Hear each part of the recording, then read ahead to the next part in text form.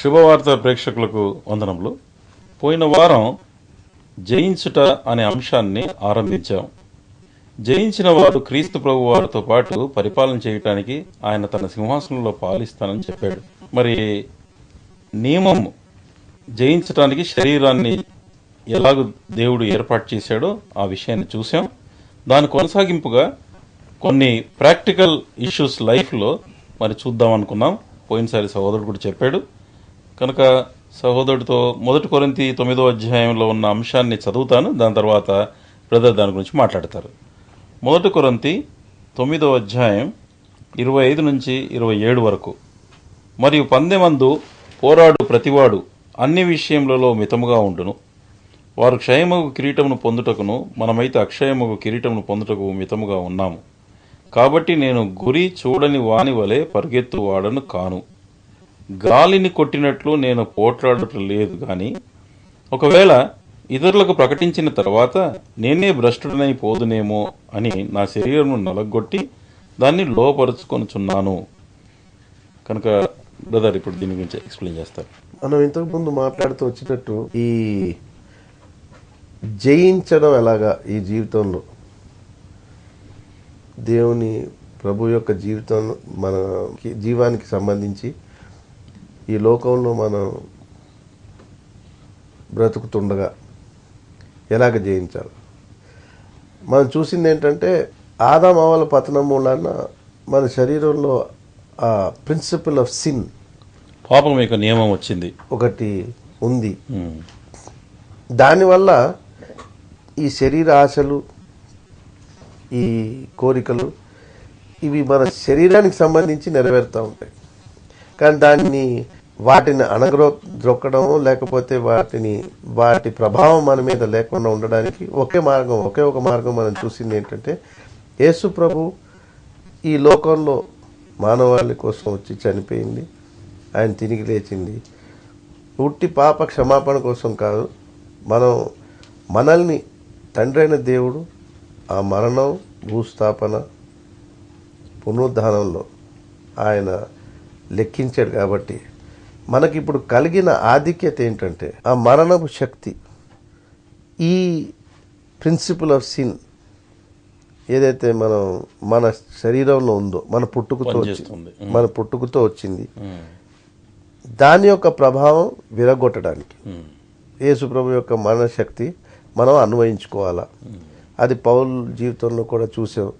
ఆయన యొక్క ఆత్మీయ స్ట్రగుల్, మారల్ స్ట్రగుల్ చూసాం రోమీలకు రాసిన పత్రిక 7వ అధ్యాయంలో. దాని తర్వాత ఇప్పుడు మనం ఇంతవరకు చూసింది ఏంటంటే పొజిషనల్ ట్రూత్ అంటారు. అంటే ఇది పొజిషన్, మన పొజిషన్, మన జీవితంలో దేవుని ఎదుట మనకు కలిగిన ఈ స్థాయి ఏంటంటే యేసు ప్రభులో మనల్ని లెక్కించారు. అది మన పొజిషన్.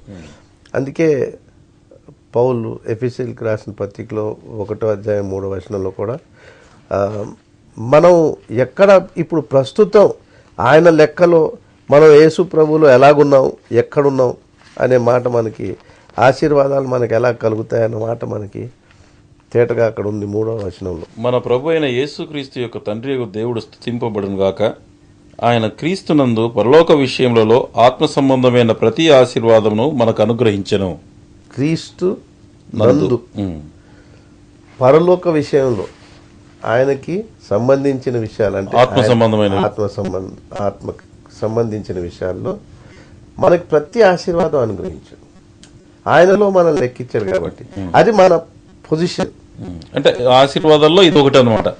అది ఆయనలో ఉన్నాం కాబట్టి అన్ని ఆశీర్వాదాలు మనకు అవసరమైనవన్నీ మనకి ఏర్పాటు చేయబడ్డాయి. అది మన పొజిషన్.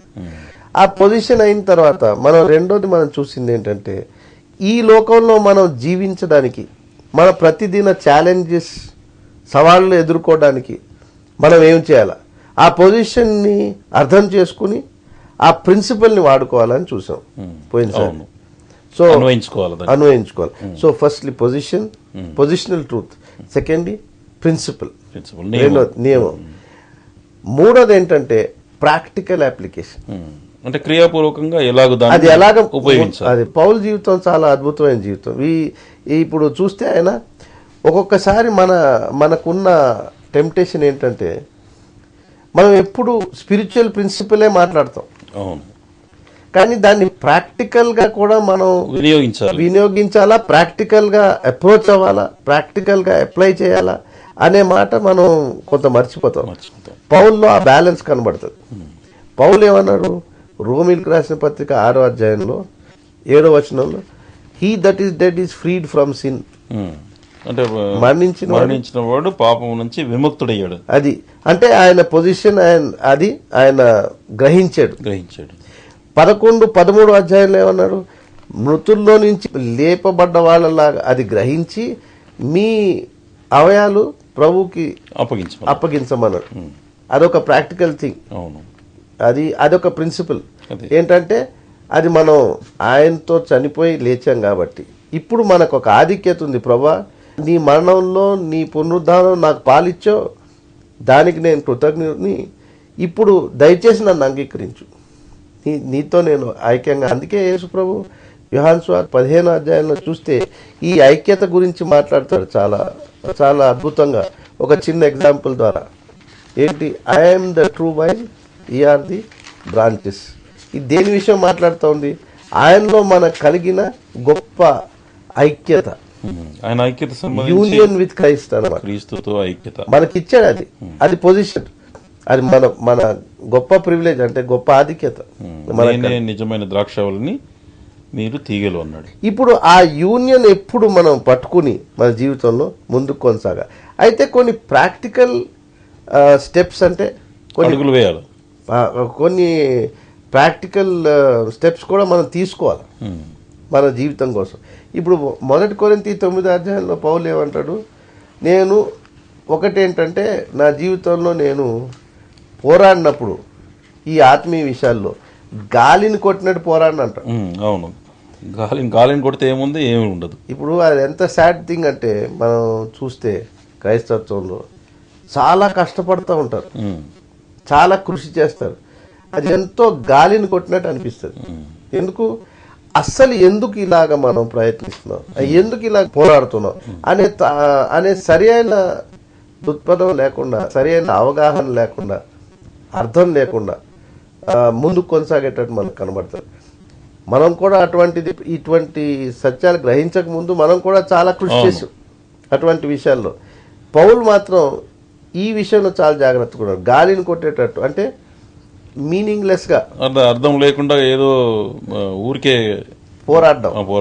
కానీ ఆయన ఏమంటాడు, నేను ఇతరులకి బోధించిన తర్వాత భ్రష్టుడిని అయిపోతాను అంటే సెట్ అసైడ్, డిసప్రూవ్డ్ అనమాట. అంటే అంగీకరించబడకపోవటం, లేకపోతే తృణీకరించబడటం. గ్రీక్ పదంలో అర్థం ఏంటంటే డిసప్రూవ్డ్, అంగీకరించబడకపోవడం. ఆఖర్లో అవుతానేమో అని ఆయన ఏం చేస్తాడంటే ఒక ప్రాక్టికల్ చర్య తీసుకుంటాడు. అంటే ఈ అంగీకరించబడటం అనేటటువంటి విషయంలో కొంత క్లారిఫికేషన్ అవసరం. ఎందుకంటే మరి విశ్వాసం ద్వారా రక్షించబడ్డాం కదా, మళ్ళీ అంగీకరించబడటం అంటే ఏమిటి అనేది. రక్షణ ఉచితమైందని మనం చెప్తూనే వచ్చాం. అవును, కానీ అది ఏమి రక్షణ, మొట్టమొదటి పాప క్షమాపణ మనకు కలుగుతుంది. దేవుని ఎదుట జస్టిఫికేషన్, నీతిమంతులుగా తీర్చబడ్డాం. అది మానవ శక్తి వల్ల మాత్రం కాదు. అది యేసు ప్రభు మన పట్ల ఆయన చనిపోయాడు కాబట్టి ఆ గొప్ప ఆధిక్యత మానవుడికి ఇవ్వబడ్డది. ఎవరైతే విశ్వాసం ద్వారా అది అంగీకరిస్తారో వాళ్ళకి ఆ జస్టిఫికేషన్, నీతిమంతులుగా తీర్చబడతారని అదే రక్షణ మొట్టమొదటిగా ఫస్ట్ స్టెప్ అనమాట. దాని తర్వాత మనకి ఆ రక్షణ మూలాన్న కలిగే ఒక గొప్ప ఉద్దేశం, దేవుని ఉద్దేశం మన పట్ల ఏదైతే ఉందో అది క్లియర్గా వాక్యంలో ఎన్నో రకాలుగా చెప్పబడ్డది. ఏంటంటే ఆయన యేసు ప్రభుతో పాలివ్వడం. ఈ మానవాళిని రక్షించిన తర్వాత అలాగ వదిలిపెట్టేసి, లేకపోతే సరే మీరు ఇష్టం వచ్చినట్టు జీవించండి, మీరు ఆఖరికి ఎలాగో ఒకలాగా పరలోకానికి చేరుకుంటే, ఆ పరలోకం అంటే కూడా ఏంటో తెలియదు ప్రజలకి. ప్రభు చిత్తమైతే ఇది ఒక మరోసారి ఈ మరణము, పరలోకం ఇవన్నీ ఎక్కడున్నాయి ఏమిటి అని కూడా ప్రభు చిత్తం అయితే మనం చూసుకుందాం. కానీ పరలోకానికి వెళ్ళిపోతారు ఆటోమేటిక్ గా. వెళ్ళిపోయి అక్కడ ఏం చేస్తామంటే సాధారణంగా నిత్యానికి ఇంకా పాటలు పాడుతూ కూర్చుంటాం. అంటే యేసు ప్రభు భూలోకానికి వచ్చింది ఏంటంటే ఒక హెవెన్లీ క్వైర్ ని రిక్రూట్ చేయడానికి, అంటే పరలోకంలో పాటలు పాడేటటువంటి ఒక గ్రూప్ ని ఏంజల్స్ పాడలేవు అన్నట్టు. ఇప్పటికే ఏంజల్స్ పాడుతానే ఉన్నాయి, కోటాను కోట్ల దూతలు ఆయనని సేవిస్తూ ఉన్నారు, ఆయనని పూజిస్తూ ఉన్నారు. కానీ వాళ్ళు ఏదో చాలలేదు అన్నట్టు మనల్ని తీసుకెళ్లి అక్కడ ఒక క్వైర్లో జాయిన్ చేసినారు. అలాంటిది ఏమీ లేదు, మీకు ఎక్కడ వాక్యంలో అలా కనబడదు. రక్షించబడే ఉద్దేశం చాలా గొప్పది. ఆయన రాజ్యంలో ఆయన కుమారునితో పాలు కావాలని మనకి రోమిలకు రాసిన పత్రిక 8వ అధ్యాయంలో మనకు క్లియర్ గా తెలుస్తుంది కదా, క్రీస్తు తోడి వారసులము, జాయింటర్స్ విత్ క్రైస్ట్. ఆయన మళ్ళీ ఆయన చెప్పినట్టు he that overcometh will I grant to sit with me on my throne even as I have overcome and sat with my father. నేను జయించి తండ్రి సింహాసనం ముందు కూర్చుండి ఉన్న ప్రకారం అది జయించిన వాడు నాతో కూడా నా సింహాసనం ముందు కూర్చుండి. అది ఉద్దేశం, అది ఫైనల్ గురి. మనం ఇప్పుడు రక్షించబడ్డ తర్వాత ఆ గురి వైపు పయనం చేయాలి. ఇప్పుడు ఆ గురి వైపు మనం వెళ్తున్నప్పుడు ఈ సవాళ్లు జీవితంలో ఎదుర్కోవాలి. మనల్ని మన సొంత శరీరం, దానిలో కలిగిన ప్రిన్సిపల్ ఆఫ్ సిన్ మనల్ని వెనక్కి లాగుతాం. అంటే ఇప్పుడు పౌలు చెప్పినటువంటిది, నేను జీవిస్తూ ఉండగా మళ్ళీ ఒకవేళ నేను తృణీకరించబడతానేమో లేకుంటే అంగీకరించబడను అని అంటే ఈ రాజ్యంలో ప్రవేశించకుండా ఆఖర్లో మనం ఈ పిల్గ్రిమ్ వే, ఈ యాత్ర జీవితంలో ఆఖరికి మనం వెళ్ళేసరికి మనం ఏ విధానంగా జయించామా ఈ ప్రిన్సిపల్ మీద. ఇంకొకటి, ఈ లోకం గురించి చదివాం. ఈ లోకంలో ఉన్నది అంతా శరీరానికి కేటర్ చేస్తుంది, మన దృష్టికి, మన మనసుకి, మనసు యొక్క ఈగో ఆర్ మనసు యొక్క కోరికలు కూడా. అదే అక్కడ రాసి జీవిత డంబం అని, జీవపు డంబం. సో వీటన్నిటి మీద, సరౌండింగ్స్ మీద కూడా జయం. దీని తర్వాత సాతాను మన మీద కలిగించే దాడి, లేకపోతే ఆయన కుయుక్తి, సాతాను యొక్క కుయుక్తి, ఆయన సాతాను చేసే తంత్రాలన్నీ అవి గ్రహిస్తూ వాటిని కూడా ఎదుర్కొంటూ పోరాడుతూ జయిస్తూ ముందుకు ఈ 3 రకాలుగా ముందుకు సాగితే ఆఖరిలో మన గురి, లేకపోతే మన రేస్, మన పరుగు పందెం ముగించినట్టు, దానిలో గెలిచినట్టు. ఇప్పుడు యాక్సెప్టబుల్ అంటే నేను డిసప్రూవ్ అవుతానేమో అన్న మాట ఏంటంటే ఆఖరిలో నేను గెలవాలా. పరుగు పందెం గెలిస్తే ఏం దొరుకుతుంది? ప్రైజ్ దొరుకుతుంది, బహుమానం. ఆ బహుమానం ఏంటి? ఆయనతో కూర్చుని ఏలడం. సో ఇదంతా దానికోసం అనమాట, ఇది మన ఉద్దేశం అది. సో ఇప్పుడు ఈ ఫస్ట్ మనం ఆలోచించింది ఏంటి? బాడీలో ఉన్న ప్రిన్సిపల్ ఓవర్కమ్ చేయడం. తర్వాత మనసులో ఉన్నది ఆయన. ఇప్పుడు మనం 2 ఆలోచించే, ఒకటి పొజిషన్ అండ్ ప్రిన్సిపల్, మూడోదేమో ప్రాక్టికల్ అప్లికేషన్ అన్నాం. ఇప్పుడు పౌలు ప్రాక్టికల్ గా ఎలా చేసేవాడు? I beat under this body అన్నాడు. నా శరీరంలో నలగొట్టి దాన్ని లోపరుచుకో. ఇది ప్రాక్టికల్ విషయం. అంటే నలగొట్టడం అనేది ఫిజికల్. ఇప్పుడు మీరు రోజు కానీ వ్యాయామం చేస్తే శరీరాన్ని నలగొడుతున్నారు అనమాట, అదొక రకమైన నలగొట్టడం.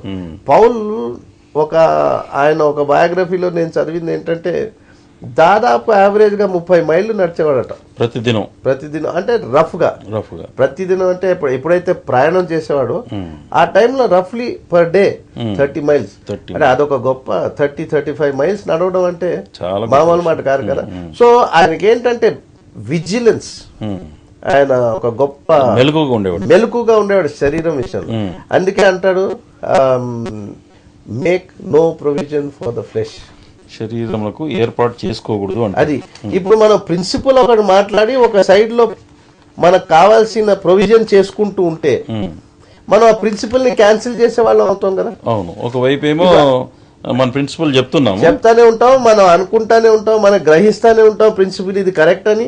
కానీ మనం ప్రాక్టికల్ గా కానీ ఈ శరీరానికి సంబంధించిన అవకాశం కానీ తయారు చేసుకుంటూ ఎప్పుడు అవకాశం మన దగ్గర పెట్టుకుంటే దానివల్ల మనం ఈ ప్రిన్సిపల్ ని క్యాన్సిల్ చేసేవాళ్ళం అవుతాం. అందుకే అంటే శరీర శోధనలకు కావాల్సినటువంటి గనక పెట్టుకోవద్దు, ఏర్పాటు చేసుకోకూడదు, జాగ్రత్తగా ఉండమని రాస్తాడు. అది కానీ చేస్తే మీకు ఆ ప్రిన్సిపల్ క్యాన్సిల్ అయిపోతుంది. అవును, మీరు ఏ రకంగా జయించలేరు. ఆ ఏరియాలో మీరు తప్పకుండా పతనం అవుతారు. ఏ ఏరియాలో అయితే మీరు ఈ శరీరానికి మీరు అవకాశం కలగజేస్తారో, లేకపోతే శరీర ఇచ్చల కోసం ఏర్పాటు చేసి పెట్టుకుంటారో, అది పక్కన పెట్టుకున్న తర్వాత మీరు ఎంత ప్రిన్సిపల్ గ్రహించినా మీరు మాత్రం జయించలేరు. ఈ సందర్భంలో నాకు ఒక సంగతి జ్ఞాపకం వచ్చింది. ఒక విశ్వాసీ సహోదరుడు, మరి అతను రక్షించబడక ముందు బాగా మత్తు పానీయం తీసుకునేవాడు అతను. దాంతో చాలా అతను బాధపడి తర్వాత జీవితం నష్టానికి వచ్చింది. మరి ప్రభునందు విశ్వాసం ఉంచిన తర్వాత తన జీవితంలో అది మానేయడానికి తీర్మానం చేసుకున్నాడు. మరి విశ్వాస జీవితం కొనసాగుతుంది. కానీ అతనికి చివరగా మిగిలిపోయిన ఒక మంచి బాటిల్, చాలా కాస్ట్లీ బాటిల్ అట. ఆ బాటిల్ని అతను పారేయడానికి మనసు రాలే, ఎందుకంటే ఎన్నో ₹100 పెట్టి కొన్నాడు అనుకున్నాడు పాపం. అనుకొని ఫ్రిడ్జ్లో పెట్టాడు. అది ఫ్రిడ్జ్లో పెట్టేసిన తర్వాత మళ్ళీ భార్యకు కూడా తెలుసు ఈయన విశ్వాస అయ్యాడు, ఇంకా తాగటం లేదు, అంటే దాని విషయం పాత రోజుల్లాగా లేదు అని అనుకుంది. కానీ మరి భార్య లేనప్పుడు కొన్ని సందర్భాల్లో ఆ ఫ్రిడ్జ్ ఓపెన్ చేసి తనకు కావాల్సిన వేరే వస్తువుల కోసం చూశాడట. చూడగానే ఆ ఫ్రిడ్జ్ తెరిస్తే మళ్ళీ లోపల బాటిల్ కనపడింది. బాటిల్ కనపడగానే బాటిల్ బాగా ఆకర్షించేసి మళ్ళీ జ్ఞాపకం వచ్చి కనీసం ఒక సిప్ అన్న తాగుతానని చెప్పేసి మళ్ళీ ఆ బాటిల్ని బయటికి తీసాడు. బాటిల్ బయట తీసి తనకు కావాల్సిన ఒక సిప్ తాగాడట. తాగి మళ్ళా భార్య చూస్తే ఏమంటదో అని చెప్పి ఆమెకు జవాబు ఇవ్వడం కష్టం అవుతుందని ఆ మందం మళ్ళీ నీళ్లు పోసి ఆ లెవెల్ని కరెక్ట్ పెట్టి మళ్ళీ ఫ్రిడ్జ్లో పెట్టేశాడట. ఇలా కొంతకాలానికి చూసేవరకల్లా భార్యకి అనుమానం వచ్చింది, దాని రంగు మారుతుంది ఏంటి అని. అది దాని తర్వాత సంగతి తెలుసుకుంటే ఏంటంటే ఆయన ఇలా చేస్తున్నాడని చెప్పేసి కనుక నిజంగా శరీరానికి ఏర్పాటు చేసుకున్నాడు. సామెతల్లో కూడా ఒక మాట ఉంది, ఈ ద్రాక్షరసం విషయం అంటే మత్తు పానీయం గురించి మాట్లాడుతూ అది తళతళ మెరేయడం గనక ఉంటే దాని వైపు చూడకము, ఒకవేళ చూస్తే గనక పిమ్మట అది సర్పం వల్లే నిన్ను కాటివేయను, తర్వాత నువ్వు వెర్రివాని వల్లే మాట్లాడదు, విపరీతమైన మాటలని రాయబడింది. ఈ సహోదరుని విషయంలో ఖచ్చితంగా తన మానేసినటువంటి మత్తు పానీయాలను ఇంకా దాచిపెట్టుకోవడం వలన ఎలాంటి నష్టం కలిగిందో మనం చాలా మంచి ఉదాహరణ ఇది. ఈ ప్రిన్సిపల్ కి సంబంధించింది ఏర్పాటు చేసుకుంటూ మనం జీవిస్తే తప్పకుండా ఆ ఏరియా మాత్రం జయించలేం. సో ప్రాక్టికల్ అప్లికేషన్ కూడా మనకి, అందుకే తిమోతికి అంటాడు మేక్ నో ప్రొవిజన్. మనం ఈ శరీరాన్ని ఈ డిజైర్స్ కి మనం మాత్రం ఆ ఏర్పాటు అవి కొనసాగేటట్టు ఏర్పాటు చేయకుండా ఉండాలి సాధ్యమైనంత మటుకు. అప్పుడు మనం ఫైట్ లో ఉన్నాం అనమాట, అంటే రేస్ లో ఉన్నాం, పరుగెడుతున్నాం. ఈ పరుగు అనేది ఒక మ్యారథాన్ రేస్, చాలా పొడుగాటి పరుగు, చాలా జీవితం అంతా కూడా పోవాల్సింది అది. సో సడన్ గా సాధారణంగా ఎప్పుడైతే యవనస్తులు క్రైస్తవులు అవుతారో ఇది 100 మీటర్స్ డాష్ అనుకుంటారు, అంటే ఒకసారి స్టార్ట్ అయ్యి ఊరికే పరిగెడితే అయిపోతుంది అని. ఇది అటువంటిది కాదు, జీవితం అంతా చాలా పెద్ద పరుగు పందెం కాబట్టి జాగ్రత్తగా మనకి అడ్డంకులు ఇవి అవి చూసుకుంటూ పరిగెట్టాలి. అది స్ట్రగుల్ అనమాట. సో ఈ మూడు రకాలుగా ఈ ప్రిన్సిపల్స్ మనం అప్లై చేసుకోవాలి మన జీవితంలో. మనం కంటిన్యూస్ గా ఇది ఒక ఛాలెంజ్ లాగా పౌలు అన్నట్టు ఇంతకు ముందు ఐ డై డైలీ. ఈ ఆయన మరణం యొక్క శక్తి మనలో కార్యసిద్ధి అవుతూ మనం ముందుకు కొనసాగాలి. ఇప్పుడు ఇది అయిన తర్వాత మైండ్ కూడా ఉన్నది, ఆ ఏరియా ఒకటి ఉంది, అదొక గొప్ప ఛాలెంజ్. మన జీవితంలో మనస్సు చాలా గొప్ప ఇట్ ఈస్ సవాలుతో కూడినటువంటి విషయం. Many battles are won and lost in the mind. చాలా యుద్ధాలు మరి మనసులోనే పోరాడి గెలవటం కానీ ఓడిపోవటం కానీ అక్కడే జరుగుతుంది. ఇది చాలా important area of our life.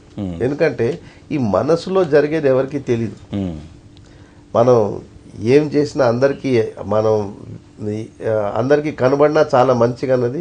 ఈ మనసులో ఏం జరుగుతుందో అది దేవునికి ఒకడికే తెలుసు, మనకి తెలుసు. కొన్నిసార్లు మనం కూడా గ్రహించలేము. డిస్కరేజ్మెంట్లో ఉన్నప్పుడు, ఒక చీకట్లో ఉన్నప్పుడు, ఒక గొప్ప సారో అంటే దుఃఖంలో ఉన్నప్పుడు అయోమయంగా ఉంటుంది. అందుకే ఈ మనస్సుని కాపాడుకోవడం చాలా అవసరం. అక్కడ కూడా కొన్ని ప్రాక్టికల్ థింగ్స్ కూడా చెప్పాడు. ప్రిన్సిపల్ చెప్పాడు పౌలు, నియమం చెప్పాడు, తర్వాత ప్రాక్టికల్ అప్లికేషన్ కూడా చెప్పాడు. ఒక నియమం ఏంటంటే మీరు 1 కొరింథీ 10:4 చూస్తే ఈ మనస్సులో ఈ తలంపులు సాతానికి అందుబాటులో ఉండకుండా చూడాలి. ఎందుకంటే ఈ జీవపు డంబం అంతా ఎక్కడ మనసులోనే మనం జయించాల. అక్కడ క్లియర్గా అంటాడు, ఈ మనసులో ఏవైతే తలంపులు దేవునికి అనుకూలంగా లేకపోతే ఆయన కంట్రోల్లో లేవో ఆ తలంపులన్నీ ఆయన అధికారానికి వ్యతిరేకంగా మనలో పనిచేస్తూ ఉంటాయి, మనకి తెలిసినా తెలియకపోయినా. అందుకే అటువంటివి యేసు ప్రభు యొక్క అధికారం కింద తీసుకురావాలంటాడు యాజ్ అ ప్రిన్సిపల్. 2 కొరింథీ 10:3-4 కూడా ఉన్నాయి, తెలుగులో కలిసి ఉంది. మేము శరీరదారులమై నడుచుకొనుచున్నాను, శరీర ప్రకారం యుద్ధం చేయము, మా యుద్ధోపకరణములు శరీర సంబంధమైనవి కావు గాని శరీరాన్ని ధరించి శరీర ప్రకారం యుద్ధం చేయము. మేము నడుచుకుంటున్నాం, అది మనం అంతా చేసేది అదే. ఈ శరీరాన్ని ధరించి మనం నడుచుకుంటున్నాం గాని ఆత్మకి సంబంధించిన యుద్ధం ఈ శరీర ప్రకారం చేయలేము. అవును కదా. అంటే ఉట్టి శరీరానికి సంబంధించి మనం ఏ విధమైన చర్యలు తీసుకోలేము. ఆత్మీయ విషయాల్లో మనం అలా చేస్తే మాత్రం గ్యారంటీగా ఫెయిల్ అవుతాం. అది. సో దయచేసి ఏమంటాడంటే మా యుద్ధోపకరణములు శరీర సంబంధమైనవి కావు గాని దేవుని ఎదుట దుర్గములను పడద్రోయి జాలినంత బలము కలవై ఉన్నవి. మేము వితర్కములను దేవుని గూర్చిన జ్ఞానమును అడ్డగించు ప్రతి ఆటంకమును పడద్రోసి ప్రతి ఆలోచనను క్రీస్తునకు లోబడినట్లుగా చెరపట్టి. ప్రతి ఆలోచన క్రీస్తుకి లోబడినట్టు చెరపట్ట. అంటే మన మనసులో వచ్చే ఆలోచనలన్నీ కూడా అన్న అర్థం అక్కడ. అది ఏదైతే క్రీస్తుకి అవిధేయంగా ఉన్నదో అది మనం ఉట్టి ప్రాక్టీస్ చేస్తే కాదు. దాని యొక్క విధానం ఇంకొక అంటే మనస్సుని రూపాంతరం చెందించమంటాడు. అంటే మనసు రూపాంతరం కలగాల, అంటే మనసులో మార్పు కలుగుతా ఉండాలి. ఒక ఈ ఆత్మీయ మనసు let this mind be in you which is also in Christ Jesus. అంటే క్రీస్తు యేసులో ఉన్నటువంటి మనసు మీరు కూడా కలిగి ఉండండి అంటారు. అది ఎలా కలిగి ఉంటాం? ఈ మనం మామూలు న్యాచురల్ మైండ్ కదా, మనది స్వభావంగా మన పుట్టుకతో వచ్చిన మనసు. అది ఎలా కలుగుతుంది? మనకి ఎటువంటి విధానంగా అది మనం అభ్యాసం చేయాల అన్న మాట కూడా ఉంది. ఒక అభ్యాసం ఏంటంటే మనలో నాటబడ్డ వాక్యము అని రాసింది. యాకోబు పత్రిక 1వ అధ్యాయం 20వ వచనం చూడండి. యాకోబు 1వ అధ్యాయం 21వ వచనంలో అందుచేత సమస్త కల్మషమును విర్రవీగుచున్న దుష్టత్వమును మాని లోపల నాటబడి మీ ఆత్మలను రక్షించుటకు శక్తిగల వాక్యమును సాత్వికముతో అంగీకరించుడి. మీరు చూడండి, ఎవరన్నా రక్షించబడ్డప్పుడు వాళ్ళలో ఒక గొప్ప ఆత్మీయ కార్యం జరుగుతుంది. ఆ పరిశుద్ధాత్మ దేవుడు ద్వారా వాళ్ళు తిరిగి జన్మిస్తారు. ఎన్నోసార్లు మనం అందరం ఆ కార్యం యొక్క గొప్పతనం లేకపోతే దాని యొక్క ప్రభావం గూఢమైన గొప్ప వాల్యూ మనకు అర్థం కాదు, దాని విలువ తెలియదు. ఆ టైం అప్పుడు ఏం జరిగిందంటే ఆయన వాక్యం మనలో నాటబడుతుంది. మన ఆత్మలో. హ్యూమన్ స్పిరిట్ అనేది వేరు from the spirit of God. అది మనం తర్వాత చూస్తాం. అంటే దేవుని ఆత్మ వేరు, మనుషుని యొక్క ఆత్మ వేరు. ఆ స్పిరిట్ లో దేవుని వాక్యం నాటబడుతుంది, మొత్తం నాటబడి అందరిలో, చదువుకున్న వాడిలో, చదువు లేని వాడిలో. అది క్లియర్ గా ఆయన ఆత్మలో నాటబడి, మన ఆత్మలో నాటబడి ఉంటది. దాన్ని మన చేతిలో ఇచ్చిన వాక్యం మనం ఎప్పుడైతే చదువుతామో, ఈ వ్రాయబడినటువంటి దేవుని వాక్యం ఎప్పుడైతే చదువుతామో, పరిశుద్ధాత్మ దేవుడి వల్ల మనకి ఆ విట్నెస్ కలుగుతుంది, ఒక వెలిగింపు కలుగుతుంది. ఏమంటాడంటే యాకోబు, ఈ వాక్య ప్రకారం లేకపోతే ఈ వాక్యాన్ని అంగీకరించి, అంటే లోబడి, సాత్వికముతో అంగీకరించుడి, లోబడి నడుచుకుంటే ఈ దుష్టత్వము, ఈ లోకంలో ఉన్న మనస్తత్వం, కల్మషం అంతా కూడా కలిసిన ఈ మనస్తత్వం ఏదైతే ఉంటుందో దాని నుంచి మెల్లగా వేరుపడతా వస్తాం. అందుకే రోమిలకు రాసిన పత్రిక 12వ అధ్యాయంలో డూ నాట్ బి కన్ఫర్మ్, అంటే ఈ లోక మర్యాదను అనుసరించకుండా, అది మన మనసులో, ఈ లోక మర్యాద మన మనసులో అనుసరించకుండా మీరు ఈ లోక మర్యాదను అనుసరింపక ఉత్తమమును, అనుకూలమును, సంపూర్ణమును అయి ఉన్న దేవుని చిత్తం మీద పరీక్షించి తెలుసుకున్నట్లు మీ మనస్సును మారి నూతనమగట వల్ల రూపాంతరం పొందుడి. రోమా 12:2. అది అలాగ మారి రూపాంతరం పొందు. అది మనసు మారాలంటాడు. అది వాక్యం యొక్క శక్తి వల్ల, వాక్యం యొక్క శక్తి వల్ల ఆ మనసు మారాలి. అది వాక్యం లోబడాలి. అంటే చదివిన వాక్యానికి మనము లోబడుతూ లోబడినంత వరకే మన మనసు మారుతుంది. అందుకే ఎఫెసీ రాసిన పత్రిక 5వ అధ్యాయం 25వ వచనంలో కూడా దాన్ని ఇంకొక రకంగా పౌలు చెప్పారు, ఉదక స్నానం అని. అవును, వాక్యం చేత ఉదక స్నానము జరిగించి అని పరిశుద్ధపరచడానికి అది ప్రభువైన క్రీస్తు వాడబడే. మన మనసు మారాలి. ఆ స్నానంతో ఎలాగా అయితే మలినమే కాకపోయేది, మన మనసు కూడా శుద్ధి అవుతుంది. శుద్ధి అయ్యే విధానం అది వాక్యం ద్వారా జరుగుతుంది. అది అప్లికేషన్ ఆఫ్ ద వర్డ్. దేవుని వాక్యమును చదువుతూ దాన్ని అప్లై చేస్తూ ఉండటం ద్వారా జరుగుతూ ఉంటుంది. అదొక ప్రిన్సిపల్. ప్రాక్టికల్ గా పౌలు కూడా ఏమన్నానంటే ఫిలిప్పీ రాసిన పత్రిక 4వ అధ్యాయంలో ఆయన చెప్పినట్టు మన థాట్స్ ని గార్డ్ చేయాలంటే ఆయన ఇంకొక మాట చెప్పాడు, అది ఇంకొక మెంటల్ యాటిట్యూడ్ అనమాట. అది చదవండి 6వ అధ్యాయం. ఫిలిప్పీలకు రాసిన పత్రిక 4వ అధ్యాయం మరి 6వ వచనంలో, దేనిని గూర్చి చింతపడకుడు గాని ప్రతి విషయంలోనూ ప్రార్థన విజ్ఞాపనల చేత కృతజ్ఞతాపూర్వకంగా, ప్రాక్టికల్ అభ్యాసం, ప్రతి విషయంలో ప్రార్థన విజ్ఞాపనల చేత ప్రభువుకు తెలియజేయాలి కృతజ్ఞతతో. అప్పుడు మన మనసుని దేవుని యొక్క శాంతి సమాధానాలు, ఒక గొప్ప గాడ్ డాగ్ లాగా, గొప్ప గాడ్ లాగా మన తలంపులు కావాలి ఉంటాయి. So that is the way to protect the mind. ఇంకా సమయము అయిపోయింది కనుక మరి ఇప్పుడు మనం ప్రత్యేకంగా మనం చూసింది ఏంటంటే, మళ్ళీ తిరిగి క్రియాపూర్వకముగా మన శరీరాన్ని ఎలాగూ జయించాలి, అధిగమించాలి. మరి అదే సమయంలో మనస్సు అనేది ఇంకొక గొప్ప అంశం. మరి దాని విషయంలో దాన్ని కూడా ఎలాగ మార్పు పొందాలి దేవుని వాక్యం ద్వారా చూసాం. మళ్ళీ ఎలాగ జయించాలో అనే అంశాల గురించి చర్చిస్తూ ఇంతవరకు వచ్చాం. మళ్ళీ మిగతా మళ్ళీ వచ్చే వారం మళ్ళీ కొత్త అంశంతో మీ దగ్గరికి వస్తాం. అంతవరకు సెలవు. మరి మీకు ఏమైనా డౌట్స్ ఉంటే కనుక దయచేసి మాకు రాయండి, లేక ఫోన్ చేయండి. మేము దాని విషయం మీకు వివరిస్తాం. ప్రార్థన చేసుకుందాం. ప్రియమైన మా తండ్రి, పరిశుద్ధమైన దేవా, ఈ లోకంలో మా శరీరాన్ని, మా మనస్సును మార్పు పొందటానికిను, మరి అదే సమయంలో సాతాను జయించడానికి నువ్వు ఎన్నో ఏర్పాట్లు చేశావు. మరి క్రియాపూర్వకంగా ఎలాగ నడుచుకోవాలో నువ్వు బోధించావు.